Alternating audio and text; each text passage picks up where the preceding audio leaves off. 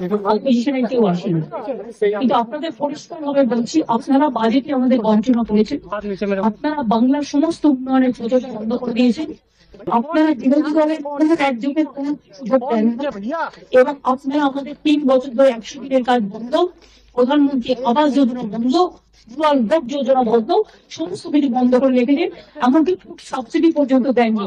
আমরা 1,71,000 কোটি টাকা পাই লাস্ট ইয়ার পর্যন্ত। এই বাজেটেও পিছনে ছিল।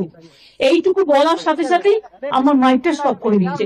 আমি বললাম, why you discriminate, why you stop me? I am only attending. You should be happy for that. Instead of that, you are giving more respect to your party, your government, and you only me on behalf of opposition. Only I am there. You stop it. You are my good opposition. That's it. If one thing I am done now. Bengal का नहीं, सब regional party का insult है।